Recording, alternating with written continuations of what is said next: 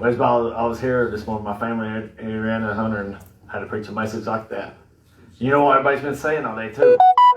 Assassin, assassin. But yeah, see, I was supposed to be preaching Acts 2 tonight because Ray Warford was supposed to come this morning. And Ray, he might have been kind of close by, but he said, man, it's raining too bad. He said, I think I'll just postpone it or whatever. And I said, well, reschedule. And but I've been studying Acts 2, so I was ready for it. And I've been studying Matthew 2 too, but I wasn't all the way ready for it this morning. So that's how I kind of got them out of order. Matthew was going to be my Sunday mornings and Acts Sunday evening. But today it's a little bit flip-flop. That's okay. It don't matter. It's still the Bible. Amen. It's still the same God, same Jesus. Amen. And we need to still be striving for the healing, gift of healing, that virtue. I contacted one of the best guys I know walks in that area. No contact back, no reply or nothing. So it's going to be left up to us. We just need to be praying. And James made a good point. He said, man, in order to walk in that area, you got to really want it, nothing else. And there's not really not much else I want. I'm not after no fortune and fame or anything. I got about all I need house-wise and stuff. And so I need to sell out more, And there's things I can give up. So tonight we start on Matthew chapter 2. Now when Jesus was born in Bethlehem of Judea in the days of Herod the king, behold, they come wise men from the east to Jerusalem. How many of them was they? The wise men. We don't know. They don't say. Sorry, that was a trick question. I should have done that. Sean, you washed off on me your Thursday night Bible trivia. But actually where we get 3 is because they go frankincense and myrrh. If each one guy come and give one. So, who knows? I've done studying on it before. They said more than likely it could have been actually a lot of them because they had to travel in a band. And if you got gold and frankincense and myrrh back in that day, when that stuff's worth a lot of money, you want more than 3 people with you. Yeah, that makes sense. And I'm careful on what I study on, like history about the Bible and everything. I believe in the Bible, not the Bible, nothing, but I question a lot of history that people's come up with. But a lot of people think they were magi's who like in Daniel's day, when Daniel took into Babylon, Babylonians had their own wise men that kind of dealt in magic a little bit, divination and stuff. And some people think that they came from those kind of people, And by the way, they seen a star, so they had to be some kind of astrologers. They knew a little bit about the Bible because they knew that there was going to be a king of the Jews. So there was something about them that was pretty special. So, by the way, they came looking for Jesus, and they were from the east. Okay, saying, "Where is he that's born King of the Jews? For we have seen his star in the east, and are come to worship him." When Herod the king had heard these things, he was troubled, and all Jerusalem with him. So all Jerusalem was like, "Oh no, why did you come tell Herod that?" Of all people in the world, not Herod. Because they knew Herod was a powerful guy. As far as I know, the Bible talks about a lot of different Herods, and I'm not going to break them down. But as far as I know, he was one of the most powerful ones, one of the most powerful leaders from that time. And he didn't like to have no competition. Can you imagine being a king, though, or a ruler? And you know that if I die, I'm a king and I die, then dude over here is going to be the next king. So you constantly got to be worried about that guy trying to kill you. And you constantly got to be worried about your own family members killing you. Because that's all they've ever done through history is they just kill each other to be a king. And then once you become a king, you got to worry about your people killing you and all that stuff. I don't know. It's just too much worry for me. I'm glad I'm not a king. And when he had gathered all the chief priests and scribes, the people together, he demanded them where they should be born. Now the chief priests and scribes and all that, the scribes were the ones that they knew how to read. They kept records. They were the lawyers. They were the teachers because they knew how to read. Scribes means you write. They made copies of the Bibles. And so Herod knew that if anybody should know where Jesus should be born at, it would be them. Because they're like, look, where's the Bible say that the King of the Jews, Messiah, should be born? You're doing that this morning, you're laying down. You're too big to lay down, sit up. He's doing that this morning, she's laying down, just feet up and texting or something. I thought, what are you doing here? And the chief priest guys people together, he demanded them where Christ should be born. I'm sorry. You know how, Hunter, you are very easily distracted, like very super easily. I'm the same way. And I'm up here preaching. If I see somebody turn their head, it just throws me off like crazy. That's why I'm a little bit hard on people. I demand attention. That's why I wear these funny outfits. Dad says it's too little. Today it's not too little, it's the style. Pee Wee Herman is finally in style now. The tight suits. And they said to him, in Bethlehem, Judea, thus is written by the prophet. So it's quoting the Old Testament. And this is Micah 5:2. And thou, Bethlehem, and the land of Judah, are not the least among the princes of Judah. For out of thee, Bethlehem, shall come a governor that shall rule my people Israel. And that's an Old Testament prophecy about, Jesus being born in Bethlehem. The Bible predicted that hundreds of years before it happened. And he is going to rule Israel. He's going to rule it 1,000-year reign and then on. He's not ruling it right now. Netanyahu and all them guys, they ain't Jesus. But he will rule it eventually. And the Bible speaks of it. The 1,000-year reign. There's like 180 verses about it. We studied it in Revelation and all that. And then Herod, when he had privily called the wise men, inquired of them diligently what time the star appeared. And he sent them to Bethlehem and said, go and search diligently for the young child. And when you have found him, bring me word again that I may come and worship him also. He's lying like a dog. He wasn't going to worship nothing. He's like, man, tell me where this child is, this king of the Jews. And he told them he's going to worship him, but I think they had no sense. And when they heard the king, they departed, and lo, the star which they saw in the east went before them, till it came and stood over where the young child was. Okay, back, I can't remember how many years. It's been several years ago. I was given a bigger Sunday school class than what I had. I went from about 10 people every Sunday to 35 people. And I liked preaching and teaching to 35 people better than I did 10. And I took it a lot more serious. I did a lot of studying. And I remember like it was just my first teaching on the first chapter went smooth. And then the second chapter, we got into this little bit of debate here. It's like, okay, where did Jesus live after he was born? Did the wise men find him living in Bethlehem? Because they said he sent them to Bethlehem, but didn't say they stopped there. The parallel passage talking about Jesus' birth and his childhood days is in Luke chapter 2. And it tells you, Luke chapter 2, he didn't live in Bethlehem. They stayed in Bethlehem for 8 days and they come back to Jerusalem to be circumcised. And Mary had some kind of thing, some kind of ritual she had to do. Because, women after they have babies, they bleed for a little while and then they do some kind of cleansing and that they sacrificed animals and all that. And then it said they went back to Nazareth. That's where they come out of. And then they left Nazareth again after the wise men went there and went to Egypt. And then they come back to Nazareth. And that's why you got to read the whole Bible. God set it up, so you have to read all of it. You can't just read one chapter and you've got it. Boy, you can make yourself look stupid if you put a box around it and don't care what the rest of the Bible says. You got to read all. Now, I remember we was about ready. Everybody's just fussing about where did Jesus live at? And everybody says, well, my Bible commentary says this. And the other one's, my Bible commentary says that. And I'm like, oh, no. And I was like, I learned right then that day, be careful on Bible commentary. It's not Bible. It's a man, fallible man, just like me, sitting there writing down notes. And I've got some of the best commentaries ever. Man, it's got a lot of flaws, a lot of them.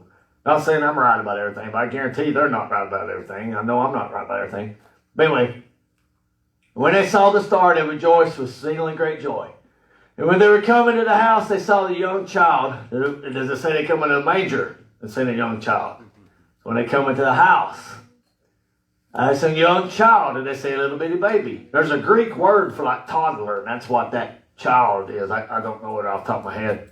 The one that means baby is like P-A-I-S in Greek.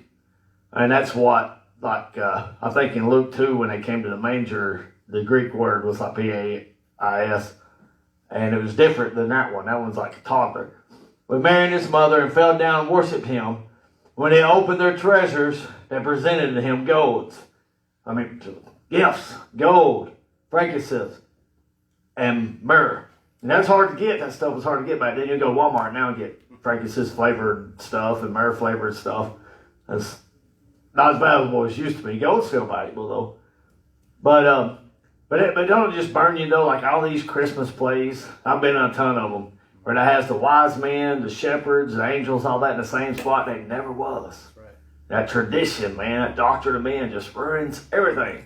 And then you try to tell people like, no, that's not what the Bible says. Oh, shut up, you redneck, or whatever they call us, trying to get things right. And but this is Luke chapter 2. And she brought forth her first son, and wrapped him as first son, so that means she had more, and wrapped him in swaddling clothes and laid him in a manger, because there's no room for them in the inn. So he was in a manger, not in a house. Wise men got there was a house. There wasn't no houses for them to stay in Bethlehem. Yeah, this is jump up to Luke 22, and you can read the whole chapter of Luke, kind of get things in context. And when the days of her purification, according to the law of Moses, was accomplished, they brought him to Jerusalem to present him to the Lord. And then jump down 39, and when they performed all the things according to the law of the Lord, they returned to Galilee and to their own city, Nazareth. And they just, people wrote books on it, them old books, People wrote, the History Channels made shows on it, and all this and that. Where did Jesus spend his early days? In Nazareth. Oh, did he go to learn about Buddhism? Did he go to the Middle East? Did he learn all this magic arts and Tibet and all that? No, he was in Nazareth. He was like in the bean station of Israel at that time. It was a no frills, not a real big population. Probably had like 400 people living in it, in the country of Israel, and ta-da, that's it. God's like, you know what? I ain't gonna put my son in no big fancy place. He's not gonna have a palace. He's not gonna have servants. He's going to be Nazareth. It's an old country place. And let's make it tell you. And being warned of God in a dream, they should not return unto Herod. They departed in their own country another way. So the wise men better not, they had a dream not to return back to Herod. And then, and when they were departed, behold, the angel of the Lord appeared to Joseph in a dream. Like he did, remember he appeared the angel appeared to Joseph to tell him to take Mary as his wife, that she was pregnant by the Holy Ghost. Good thing the Bible said that would happen. Or he'd been like, man, kind of hard to believe. Now, only one woman's ever going to get by with that, people. So when all these, I think some guy told me there was these girls in Thornhill that one of them claimed that her baby, the Lord gave it to her, because she didn't want to say who the daddy was. Everybody called it the Christ child or something like that. The Lord didn't give her a baby.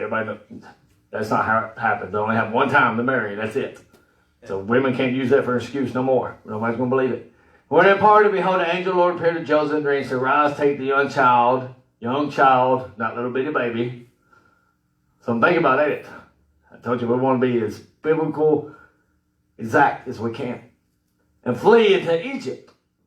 And be there till I bring thee word. For Herod will seek the young child to destroy him. Everybody's like, we need to let refugees come. Jesus was a refugee. He was a refugee, by the way. You can't argue that. Jesus was a refugee. He skedaddled, his family skedaddled and took him to Egypt quickly to save his life. That's called being a refugee. Yes, Jesus Christ was a refugee.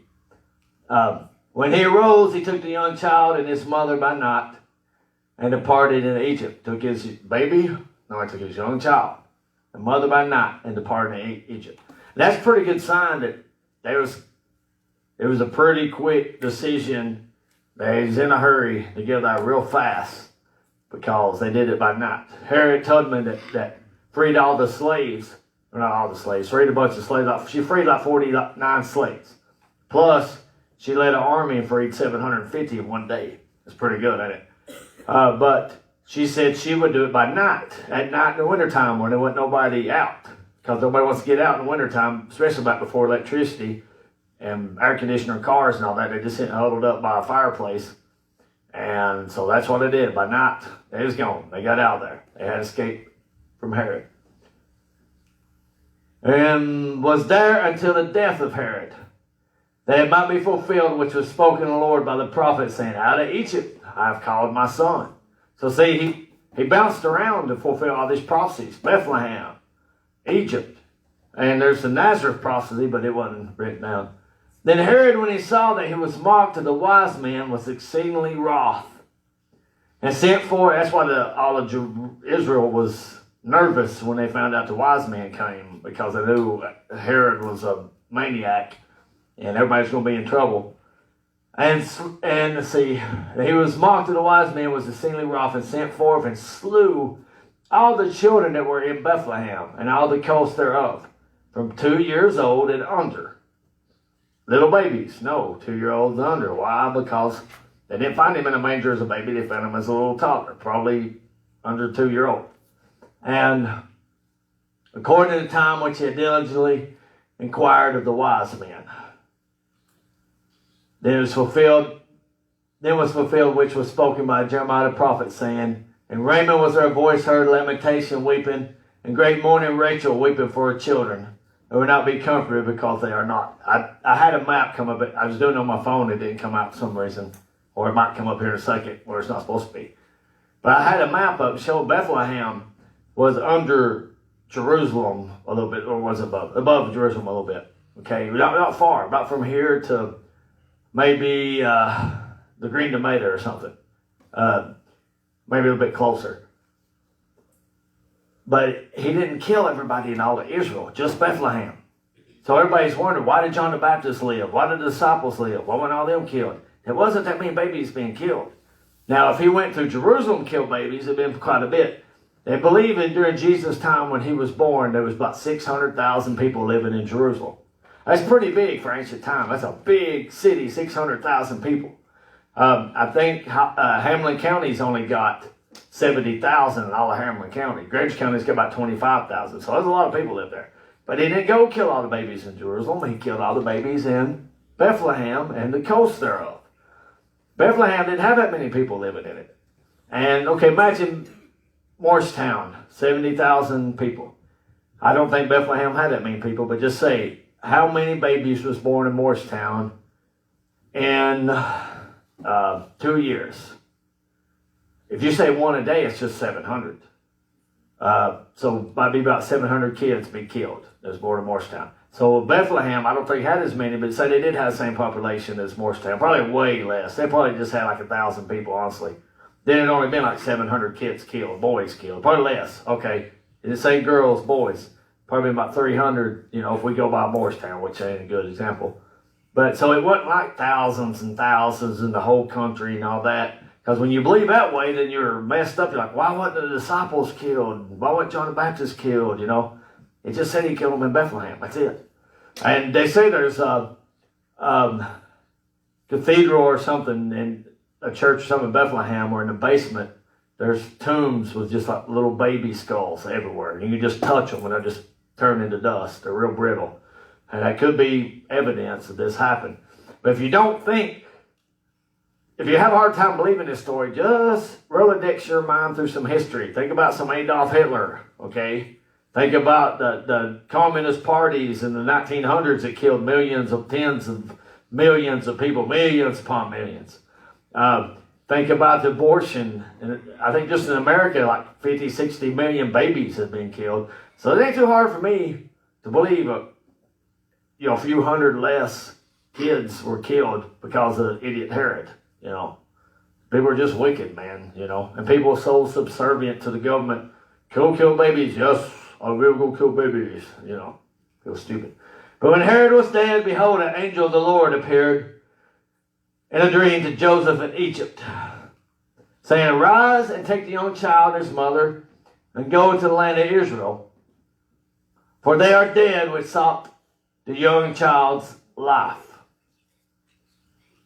And he arose and took the young child and his mother and came to the land of Israel. But when he heard that Archelaus did reign in Judea in the room of his father Herod, he was afraid to go there.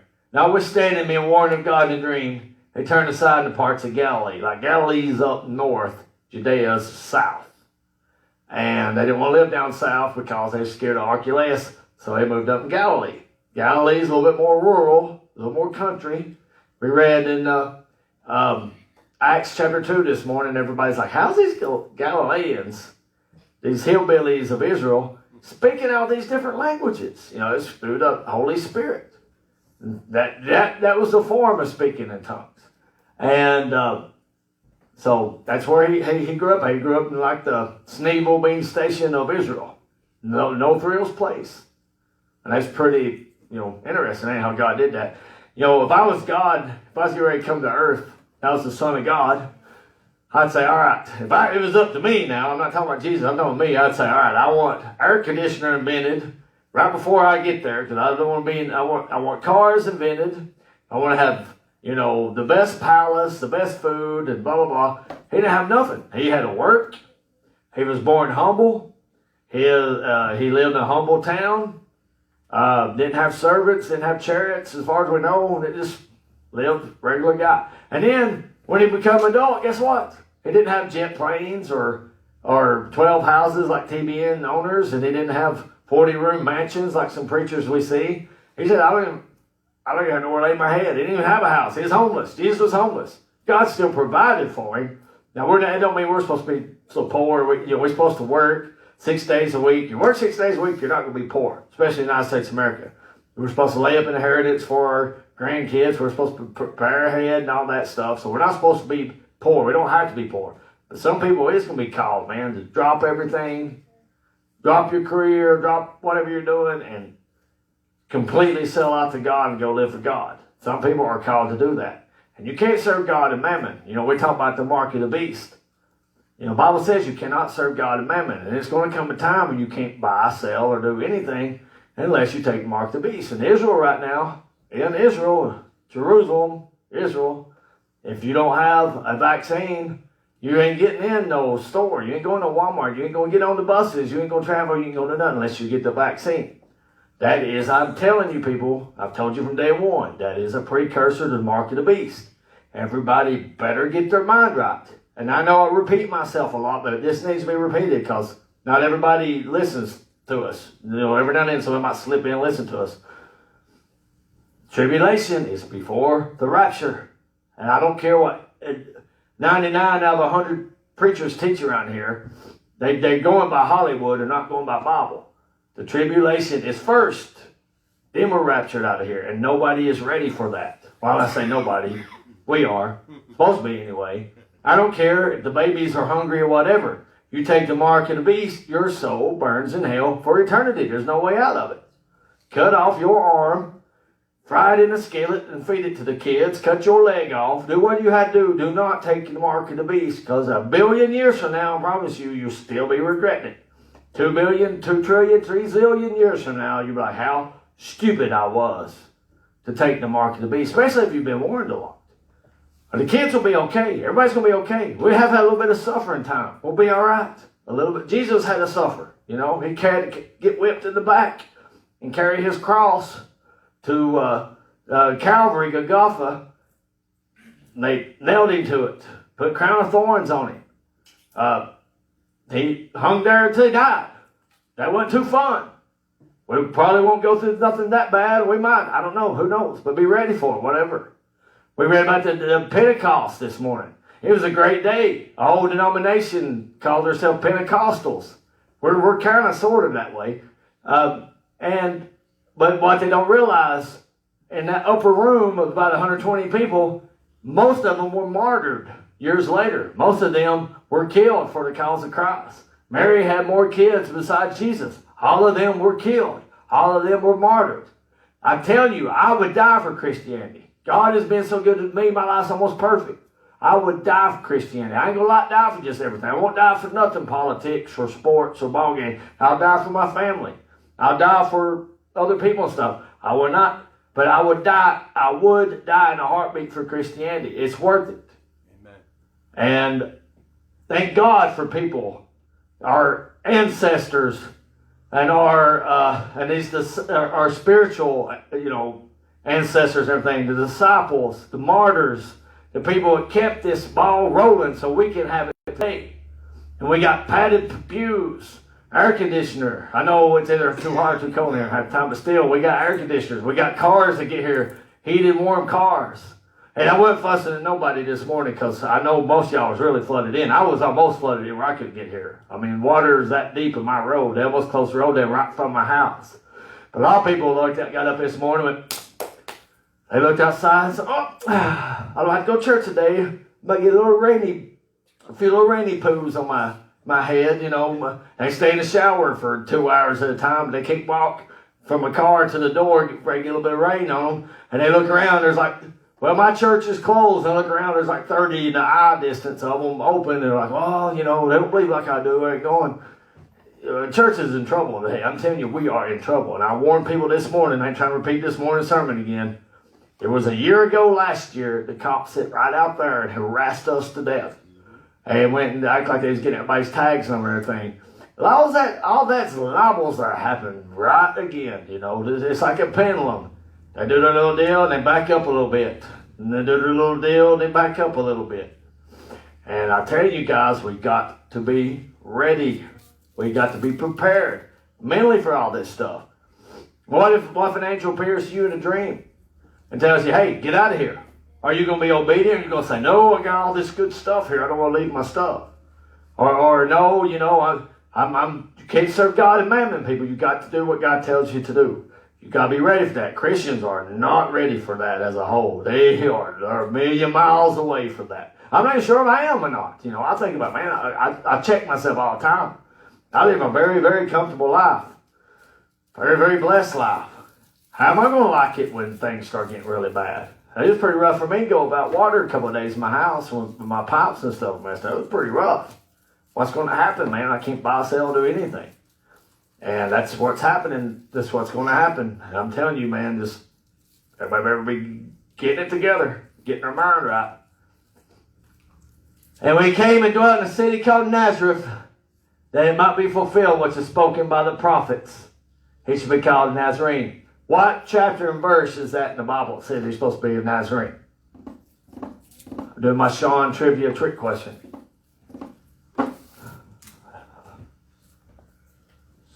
Spoken. It wasn't written. It was just spoken by the prophets. So when we look at Anna, when Luke chapter 2, when she seen Jesus, she prophesied. So this is it. There was another one. I can't remember his name off the bat. Another prophet before her looked at Jesus and said, this is it. This is the Messiah. And God gave him that prophecy. God gave prophecy to prophets for thousands of years that had not been written down. But him being from Nazareth was prophesied but not written down. There's not chapter or verse for it. It's just something God gave prophets over time. That was still God doing it. It just wasn't a chapter and verse for it. But anyway, that was Matthew chapter 2. We'll hit Matthew chapter 3 next Sunday morning. And then we'll hit Acts chapter 3 next Sunday night. And I've been